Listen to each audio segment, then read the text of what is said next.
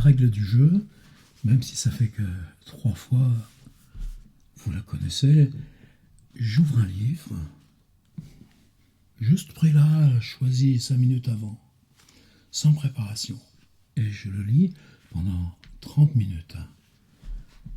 C'est pas pour parler de l'auteur, ni analyser le texte.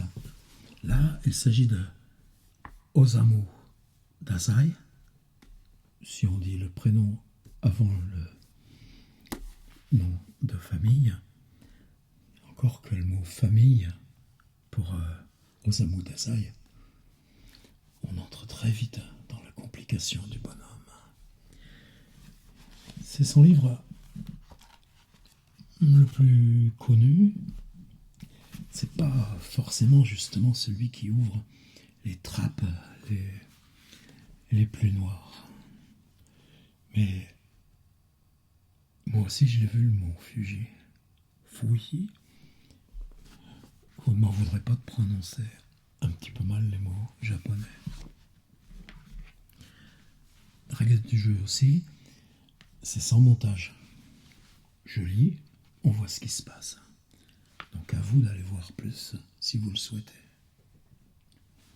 T'es un peu près toi, ça fait poum poum. Chrono, il est réglé sur 30 comme hier. On y va.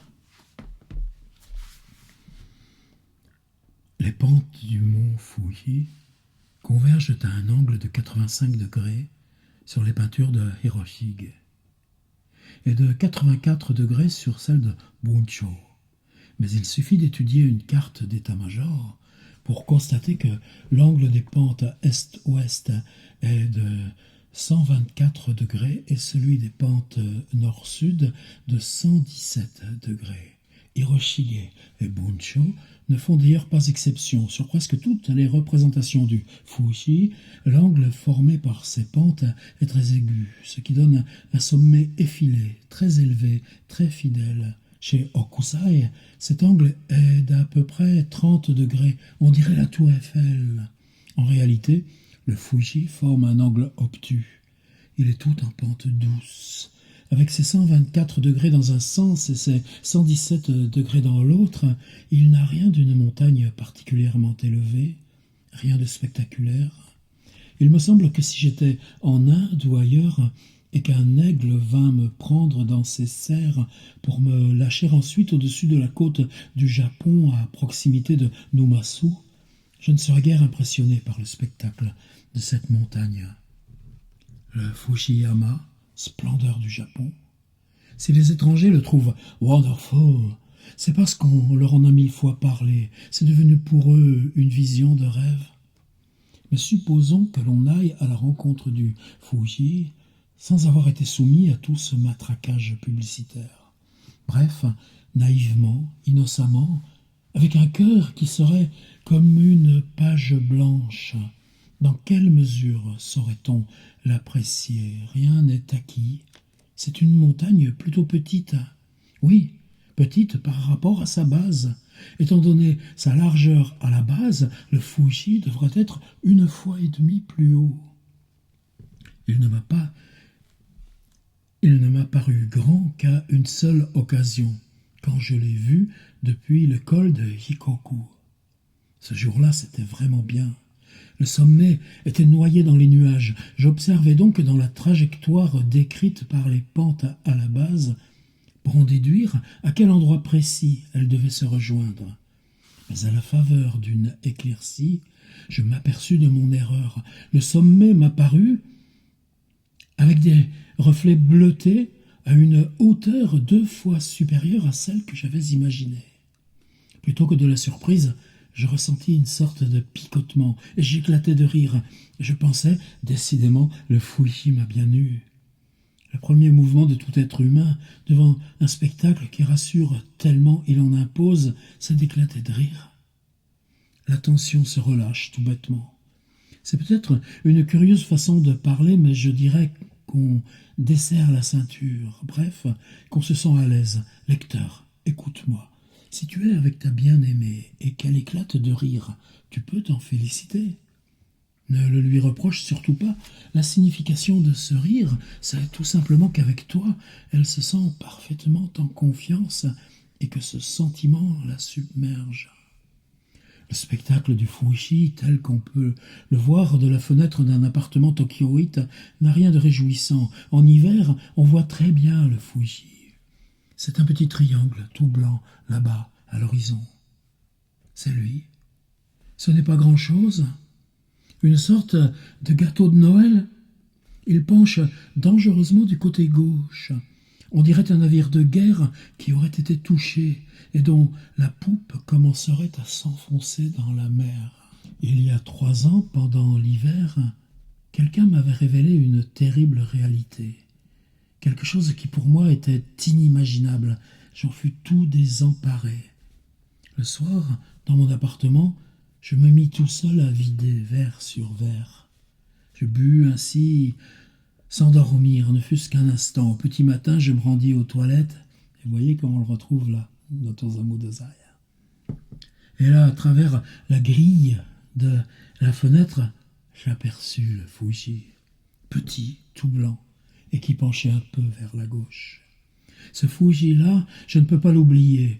Dehors, j'entendis passer très vite à bicyclette sur l'asphalte de la rue le marchand de poissons. « Tiens, on voit bien le Fuji ce matin. Bro, c'est qu'il fait pas chaud, se murmurait-il. Et moi j'étais là, debout dans le noir, à promener ma main sur la fenêtre et à pleurer toutes les larmes de mon corps. Je souhaite bien ne plus jamais connaître une pareille expérience. » En 1938, au début de l'automne, désireux de prendre un nouveau départ, je me munis d'une valise, une seule, et entrepris de voyager. Je me rendis dans la province de Koshu. Ce qui caractérise les montagnes de cette province, c'est l'étrange douceur de leurs lignes qui donne l'impression de n'aller nulle part. Un certain Kojima Usui, dans sa présentation des paysages japonais, dit que les plus incorrigibles atrabilaires cherchent asile dans ces montagnes pour se retirer du monde. Les montagnes de cette région sont d'une certaine manière le bas de gamme de toutes les montagnes. Un autobus brinque-ballant me conduisit en 1 heure de la ville de Kofu au col de Misaka. Le col de Misaka, 1300 mètres au-dessus du niveau de la mer. Au sommet de ce col, une petite maison de thé, Tenkashaya. Depuis le début de l'été, M. Hibose Masushi était venu se retirer à l'étage de cette maison pour y écrire. Je le savais. Je voulais moi aussi y séjourner un certain temps, pourvu que cela ne dérangeât pas M. Hibose. Je souhaitais louer une chambre à côté de la sienne. M. Hibose, dans sa retraite studieuse, ne vit pas d'inconvénient à m'avoir pour voisin. Depuis ce jour-là, bon gré, mal gré, il me fallut quotidiennement faire face au mont Fuji. Ce col, situé à un point stratégique sur la route de Kamakura reliant Kofu à la route du Tokaido, était considéré comme un observatoire idéal pour contempler le versant nord du Fuji. On disait même depuis toujours que c'était là l'un des 3 plus beaux points de vue sur le Fuji. Pourtant, je n'aimais guère ce paysage, ou plutôt je le dédaignais. C'était trop parfait. Au milieu, le Fuji.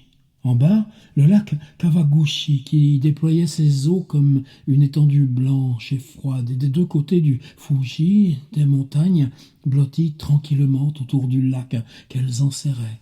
Au premier coup d'œil, j'avais ressenti une sorte de confusion, presque de honte. C'était vraiment une peinture comme on en trouve dans les bains publics, un décor de théâtre. Tout à fait ce qu'attend le touriste. J'en fus gêné. 2 ou 3 jours après mon arrivée, M. Hibose s'accorda une pause dans son travail et nous décidâmes, c'était par un bel après-midi, de grimper jusqu'en haut du col de Mitsu. Ce col est à 1700 mètres au-dessus du niveau de la mer, un peu plus haut donc que celui de Misaka. La pente était très escarpée. Il nous fallut ramper jusqu'au sommet, ce qui nous prit 1 heure environ. Me frayant un chemin à 4 pattes à travers le lierre, je ne donnais pas de moi-même une image très avantageuse, loin de là. j'ai oublié de dire que la traduction, récit traduit du japonais, c'est par Didier Chiche. Une baffe. C'est vital, annonçait le nom du traducteur de la traductrice. Monsieur Hibouze, parfaitement équipé pour la circonstance, se déplaçait avec agilité, mais moi je n'avais pas de vêtements d'alpinisme. J'avais pris une veste d'intérieur, réservée à la clientèle de la maison de thé, mais comme elle était trop courte, elle laissait apparaître mes jambes poilues. Sur plusieurs centimètres. Un vieil homme qui était là m'avait prêté des tabis. Alors tabis, petite note, chaussettes pourvues d'une échancrure isolant le gros orteil des autres doigts de pied. Équipé de semelles en caoutchouc, bref, je faisais peine à voir. J'avais bien essayé d'améliorer un peu les choses en mettant une ceinture et aussi un vieux chapeau de paille que j'avais trouvé accroché à un mur, mais je n'en paraissais que plus ridicule. Et M. Hibouze, qui n'était pourtant pas du genre à mépriser les gens sur leur aspect, avait l'air un peu désolé de me voir ainsi. « Bah, un homme, ça doit pas trop se soucier de son apparence, murmura-t-il pour me consoler, et avec une gentillesse que je n'oublierai jamais. Arrivé au sommet, nous nous trouvâmes tout d'un coup pris dans la brume. Debout au bord de la falaise, à l'endroit qui servait d'observatoire, nous aurions bien aimé contempler le panorama, mais c'était à présent totalement impossible. On ne voyait plus rien. Monsieur Hibouze, enveloppé dans la brume, s'assit sur un rocher. À présent, il fumait tranquillement. Il lâcha un P. Il n'avait pas l'air ravi. À l'endroit même qui servait de point de vue, il y avait aligné 3 maisons de thé. Nous en choisîmes une à l'aspect modeste, qui était tenue par un vieux couple, afin d'aller y prendre un thé bien chaud. Dommage, vint nous dire la patronne, une femme âgée. Cette brume, c'est pas de chance. Mais peut-être que d'un instant à l'autre, le ciel allait se dégager, le Fuji était là, juste au-dessus de nous. Elle alla nous chercher quelque part une grande photographie du Fuji. Vint se placer au bord du précipice, tint à 2 mains l'image au-dessus de sa tête, aussi haut qu'elle le put, et sans ménager sa peine, se lança dans des explications. Le Fuji était exactement à tel endroit, faisait telle hauteur, était comme ceci, comme cela, etc. Elle ne ménageait pas son énergie. En sirotant notre thé et en regardant ce Fuji-là, nous éclatâmes de rire. C'était un très beau Fuji. Nous ne regrettions même plus d'avoir été pris dans la brume. Le surlendemain, si je ne me trompe, M. Hibouze quitta le col de Misaka. Je partis avec lui pour Kofu. Je devais à Kofu être présenté à une jeune femme en vue d'un mariage éventuel. Vous savez que Osamu Dazai a fait 2 tentatives de suicide, chaque fois avec son épouse du moment, que lui, chaque fois, a survécu et pas l'épouse. C'est comme ça.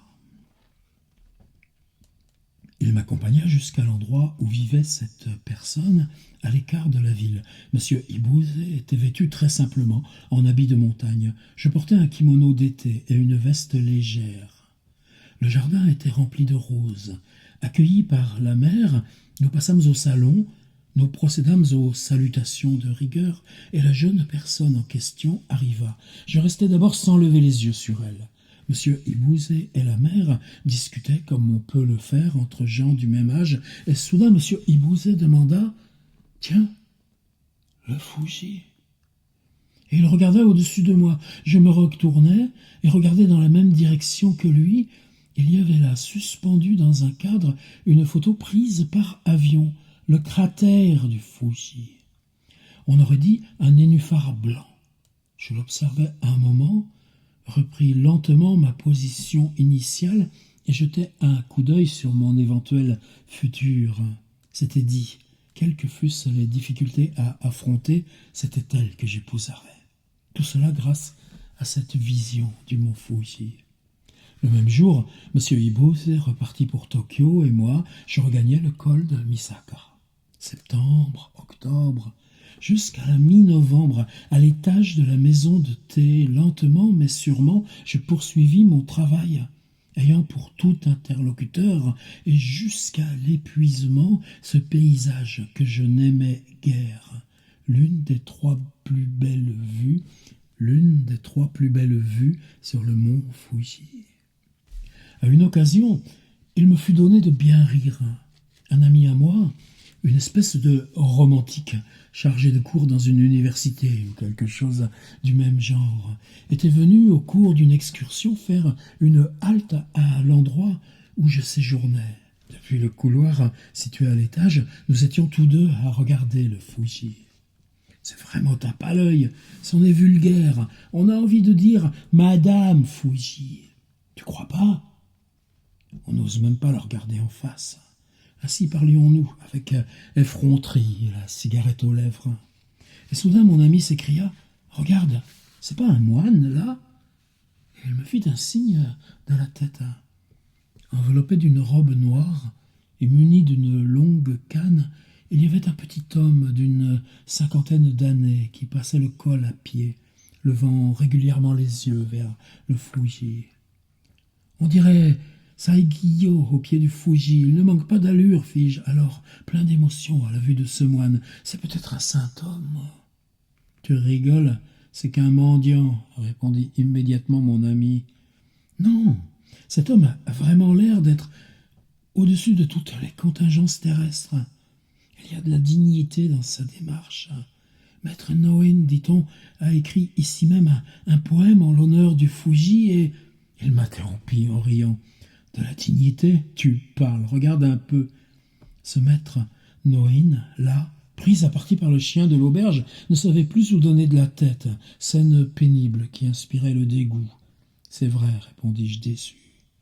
La panique qui avait saisi ce mendiant faisait peine à voir. Il courait à droite, à gauche. Finalement, il jeta sa canne, n'y tenant plus, prit ses jambes à son cou, incapable de maîtriser sa peur. Effectivement, il manquait d'allure. Le Fuji était décevant, mais le moine aussi. Aujourd'hui encore, quand je repense à cette scène, j'en ressens tout le ridicule. Un jour, j'eus la visite d'un certain Nita, un jeune homme de 25 ans, aux manières très douces, qui travaillait à la poste de Yoshida, une ville tout en longueur, située au pied de la montagne, en bas du col. C'était le courrier qu'il avait mis au courant de ma présence. Nous passâmes un moment à discuter dans ma chambre.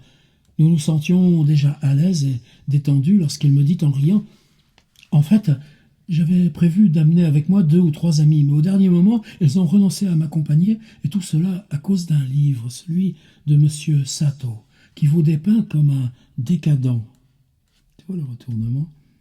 Doublé d'un malade mental. J'avais prévu d'amener avec moi 2 ou 3 amis. Au dernier moment, ils ont renoncé à m'accompagner.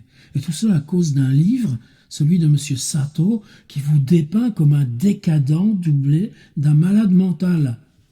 Ne m'attendant vraiment pas à trouver quelqu'un d'aussi sérieux, d'aussi posé que vous l'êtes, je ne pouvais pas les forcer à m'accompagner. Mais la prochaine fois, je les amènerai. Ça ne vous dérangera pas? Non, pas du tout, répondis-je en me forçant à sourire. Si je comprends bien, vous avez rassemblé tout votre courage. Si je comprends bien, vous avez rassemblé tout votre courage pour venir en reconnaissance. Une opération suicide, fit-il avec candeur. Hier soir, j'ai relu le livre de M. Sato pour me préparer psychologiquement à toute éventualité. À travers la fenêtre, j'observais le Fuji. Il était là, debout, dans son pesant silence. C'est vraiment quelque chose, pensai-je en le regardant. Il n'y a pas à dire, m'écriai-je. Le Fuji, ce n'est tout de même pas mal. Il tient bien son rang. Décidément, face au Fuji, je me sentais tout petit. J'avais honte, moi, de flotter toujours entre l'amour et la haine. Ah, vraiment, me répétais-je, le Fuji, c'est tout de même quelque chose. Pour tenir son rang, il tient son rang. Il tient son rang, reprit Nita, à qui mes paroles devaient paraître étranges, et il eut un sourire plein de sagacité. Nita revint souvent me voir avec ses camarades, tous aussi taciturnes les uns que les autres. Ils m'appelaient maître, J'acceptais sans protester qu'on me décernât ce titre. Je n'ai nulle raison de fierté, ni culture, ni génie. Mon corps est dans un état lamentable. Et ne parlons pas de mon âme. Mais j'ai souffert. Et rien que pour cela, j'accepte sans sourciller que des jeunes gens m'appellent maître. La souffrance, je n'ai que cela. C'est mon seul titre de gloire. Mais j'y tiens. Oui, j'y tiens. On fait de moi un égoïste, un enfant gâté. Mais combien y en a-t-il qui lisent dans mon cœur et savent combien ils souffrent. Nita avait un ami, Tanabe, un habile versificateur. Tous deux étaient des lecteurs de M. Ibouze, et cela me mit en confiance et renforça mes liens avec eux. Un jour, ils m'emmenèrent jusqu'à Yoshida, une ville tout en longueur. On avait bien l'impression d'être au pied d'une montagne. Protégée du soleil comme du vent par le Fuji, c'était une bourgade sombre et froide qui, vue de haut, faisait penser à une tige allongée et frêle. Partout, le long des ruelles, de minces cours d'eau, ce qui, me semble-t-il, caractérise les villes situées au pied des montagnes. C'est le cas à Mishima. Des cours d'eau traversent toute la ville. Les gens de la région croient, dur comme fer, que ces eaux proviennent de la fonte des neiges sur le Fuji. Mais comparées aux eaux de Mishima, celles de Yoshida sont moins abondantes et moins pures. La vue de toute cette eau me rappela quelque chose. Il y a une nouvelle de Maupassant. Maupassant qui vient chez Osamu Dazai au pied du mont Fuji. Dans ces 4 mois passés là, dans une auberge, à 1200 mètres, isolé de tout, face à l'image d'Épinal du mont Fuji. Il y a une nouvelle de Maupassant, dont l'héroïne, chaque soir, traverse une rivière à la nage pour aller retrouver un jeune aristocrate. Ce qui est bizarre, c'est que ce n'est pas une nouvelle de Maupassant. A priori, c'est la Grande Bretèche de Balzac. Mais qu'est-ce qu'elle viendrait faire là? Ou alors je ne connais plus mon Maupassant. Mais je me demande ce qu'elle fait de ses vêtements. Ben non, parce que dans la Grande Bretèche, c'est l'Espagnol qui vient retrouver. Et puis on le sait ce qu'il a fait de ses vêtements. Je ne peux tout mal. Je recommence. Il faut que je m'empêche de parler comme ça. Dites-le-moi, quoi. Il y a une nouvelle de Maupassant dont l'héroïne, chaque soir, traverse une rivière à la nage pour aller retrouver un jeune aristocrate. Il faut vraiment que je la retrouve, cette nouvelle de Maupassant, ce soir. Mais je me demande, mais c'est toujours perdu à les retrouver dans les 2 Pléiades, telle nouvelle de Maupassant. Alors du coup, tu en relis 5 autres, 6 autres, et tu ne trouves pas celle que tu cherchais. Il y a une nouvelle de Maupassant dont l'héroïne, chaque soir, traverse une rivière à la nage pour aller retrouver un jeune aristocrate. Si je l'ai lu 3 fois, vous allez comprendre. Mais je me demande ce qu'elle fait de ses vêtements. Je ne peux tout de même pas imaginer qu'elle soit nue. Évidemment, répondirent les 2 jeunes gens, l'air pensif. Elle devait avoir un maillot de bain. Tu parles. Est-ce qu'elle aurait pu empiler ses vêtements, se les attacher sur la tête avant d'entrer dans l'eau? Ils se mirent à rire. Supposons qu'elle ait gardé ses vêtements. Alors là, je ne me rappelais plus du tout de ce passage. L'imagine-t-on toute trempée avec le jeune aristocrate en train de se faire sécher devant un poêle, alors que les figures différentes se Fuji qu'on multiplie, qu'on voit depuis la fenêtre du WC, qu'on ne voit plus si on l'approche, etc. Tout ça, je m'en souvenais, c'est pour ça que j'avais envie de lire ça. L'imagine-t-on toute trempée avec le jeune aristocrate en train de se faire sécher devant un poêle. Et au retour, alors, après s'être donné la peine de faire sécher ses vêtements, il aurait fallu qu'elle les trempe à nouveau en repassant la rivière. Tout cela me tracasse. C'est l'homme qui aurait dû traverser la rivière. Un homme peut, sans être ridicule, se mettre en caleçon pour nager, ou alors il faut supposer qu'il nageait comme une pierre. Non, je crois simplement qu'elle était beaucoup plus passionnée que lui, dit Nita, avec le plus grand sérieux. Je le redise mieux, cette phrase. Je trop fait l'idiot là. Non, je crois que simplement, elle était beaucoup plus passionnée que lui, dit Nita, avec le plus grand sérieux. Bon, moi aussi, du coup. Oui, ça doit être ça. Dans la littérature étrangère, les jeunes filles sont attendrissantes de courage. Je surveille un peu mon truc.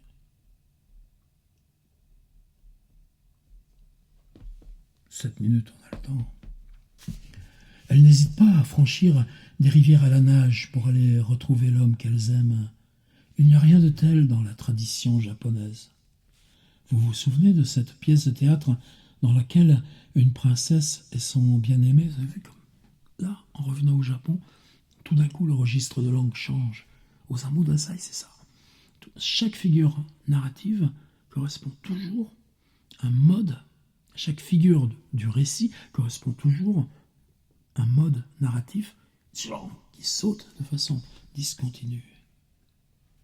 Vous vous souvenez de cette pièce de théâtre dans laquelle une princesse et son bien-aimé, séparés par une rivière, passent leur temps à se lamenter? On a envie de dire à la princesse: pas la peine de gémir comme ça, il suffit de la traverser, la rivière. En plus, sur scène, c'est une toute petite rivière, quelques enjambées. Et le tour serait joué, se lamenter comme ça. C'est absurde, impossible d'éprouver la moindre sympathie pour elle. Dans le cas d'Asagao, la rivière Oi est immense, et de plus, Asagao est aveugle. On peut plus ou moins compatir sur son sort. Et encore, si elle le voulait, elle pourrait traverser la rivière à la nage, rester accrochée au pilotis et s'en prendre au ciel. Non, ça n'a pas de sens. Ah si, il y a bien une héroïne. Au Japon aussi, une figure courageuse, vraiment exemplaire. Vous ne la connaissez pas? Elle existe, firent-ils. Leurs yeux brillaient. La princesse Kiyo. Pour suivre Ankin, elle a traversé la rivière Hidaka. Elle a nagé comme une forcenée. C'était une figure admirable. Et elle n'avait, dit-on, pas plus de 14 ans. 5. Propos sans grande profondeur, mais qui égayaient la promenade. Nous atteignîmes une vieille auberge fort modeste, située à l'écart de la ville et tenue apparemment par une connaissance de Tanabe. Nous bûmes ensemble. Ce soir-là, le Fuji était magnifique. Vers 10 heures, mes deux jeunes compagnons me laissèrent pour rentrer chez eux. Ne dormant pas, je sortis. J'avais gardé ma veste d'intérieur.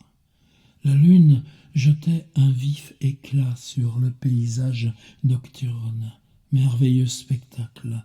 Sous les rayons de la lune, le Fuji, translucide, avec ses reflets bleutés. Vous voyez, comme avec les 100 figures successives, alors qu'il se passe quasiment rien. On ne sait même pas ce qu'il écrit, le narrateur, lui, Osamu Dazai. Mais tout d'un coup, ce renversement. Il fallait le Fuji, la nuit. La montagne bleue comme l'eau ruisselante, éclat phosphorescent, feu follet, étincelle, luciole, hautes herbes. Suite de phrases nominales. Feu follet, étincelle, luciole, hautes herbes. Kuzunoha. Je marchais tout droit dans la nuit, mais avec l'impression d'être sans jambes. Quelle image! Je marchais tout droit dans la nuit, mais avec l'impression d'être sans jambes. Seul résonnait avec clarté le bruit de mes sandales, dont on eût dit qu'elles ne m'appartenaient pas, que c'étaient des êtres totalement indépendants de moi. Je me retournai doucement, regardai le Fuji. Il était comme une flamme aux reflets bleus flottant dans le ciel. Je poussai un soupir. Je m'identifiai à de grandes figures, celle d'un patriote passionnément dévoué à la cause de la réforme, celle de Kuramatengo.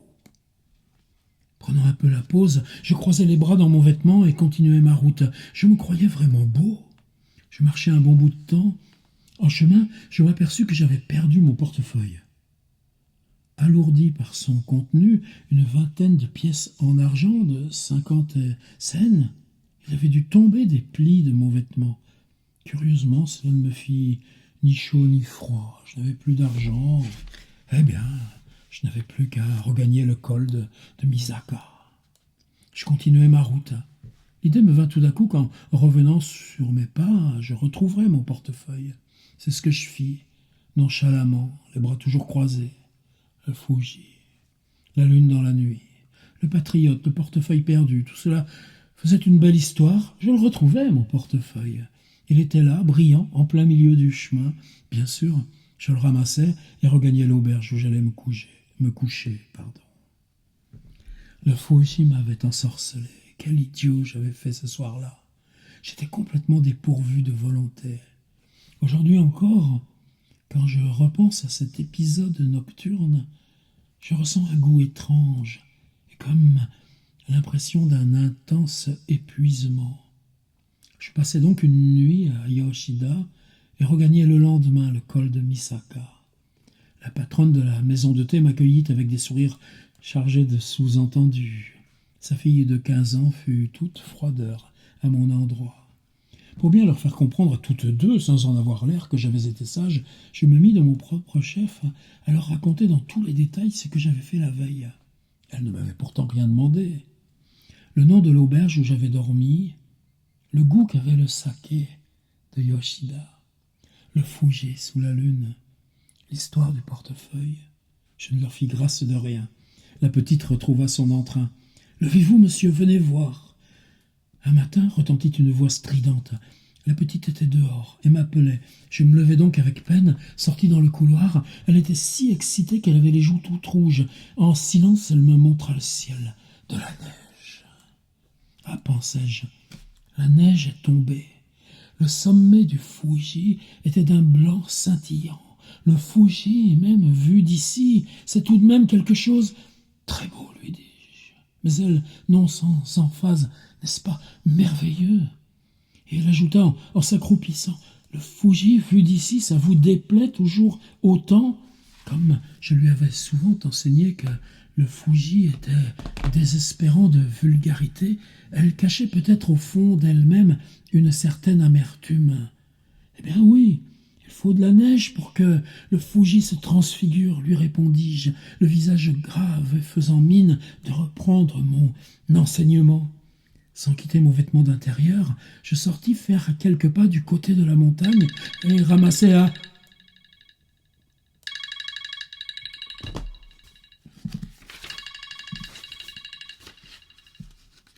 Ah ouais. Restait encore ça. Mais pour moi, ça change tout, l'idée de passer le temps d'abord, et puis ensuite, si vous en voulez plus, puis vous savez quoi? À mesure que je lisais ce texte, j'ai eu envie d'un autre texte. Là, je sais celui que je vais lire demain, et qui sera en ligne après-demain. Là, j'ai mis 17h30 arbitrairement. Vous me direz si ça vous va. C'était le 3, demain le 4. Je sais bien compter. Ah, il faut que je retourne dans mon passant.